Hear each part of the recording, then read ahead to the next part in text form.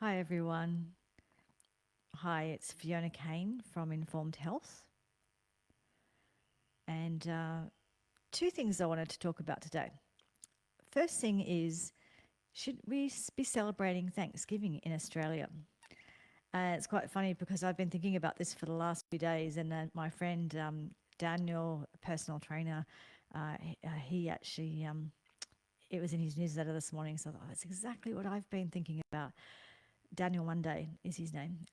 And what I've been thinking about is it's really interesting because in Australia, we have absolutely, we love the Black Friday sales. That's become like, was unheard of. I just didn't even, it didn't exist in Australia, certainly when I was growing up, but even maybe 10 years ago, it didn't exist. I think it's really like the last 5 years or so, maybe it could be slightly wrong, but we've embraced it. We love it. And look, that's fine. I've got no issue with that. I've got no issue with Black Friday sales. But what I'm sad about is that we've actually embraced Black Friday sales without embracing the Thanksgiving, right? The sales are kind of the other side of Thanksgiving, you know. And I think in Australia that we should do Thanksgiving as well. If we want to do the sales, then we should do the Thanksgiving. I think it's a good idea. I think it is important, you know, it really is important for health. It is important for mental health. It is important for families and just a society in general for us to actually have gratitude for what we have and be thankful for what we have. So I actually think it would be a great idea in Australia if we actually did embrace Thanksgiving. So rather than only embracing the sales version of it, the Black Friday sales, I think that we should embrace Thanksgiving. And when you actually do look at, there's been quite a few studies about gratitude, and we do know that when you have gratitude, it really changes the wiring in your brain, changes the way you think. Certainly, it can improve mood and reduce anxiety, and there's so many things that having gratitude in our hearts can do. And so, and it's a time of year too in Australia where there's this kind of whole build up to Christmas. It's kind of, you know, if you have that moment where you stop and you have some gratitude. And I mean, it could be argued that in Australia, it's kind of what we do at Christmas. That's fair enough. But I still think that we should have at least some sort of ritual around thanks and Thanksgiving. So whether we do it at Christmas or whether we do it at Thanksgiving, I don't know. But anyway, I think that would be a good thing. That if we're going to embrace other things, I think why not embrace the really important thing, which is the gratitude, right? The other thing I wanted to talk about is on the weekend I saw a Netflix special. I don't know if you've seen it. Jonah Hill made it, and it's about him and his therapist. I think his name is Stutz, but I can't remember. Sorry. Um, anyway, I found there was a really interesting concept in it, and it's something that I realized I was already doing, but I didn't have language around it, and I really liked the language that he used around it. So this therapist was talking about when he has people who come to see him and they're feeling depressed, and the place, you know, where you start with the first thing to do. And really lovely, what he said is, you know, the first thing you need to do is sort of help someone. You've got to activate your life force. And to activate your life force, what he was talking about is just talking about just checking my notes here, and because he wrote he drew a little like a pyramid of it. It's an interesting little doco. But he said that, you know, you've got to start to activate your life force. You've got to actually start with your relationship to your physical body. So it actually does start with, you know, eating well, sleeping well, and moving your body. So they're kind of the three things. And I thought it's really interesting because it's kind of what I do all the time.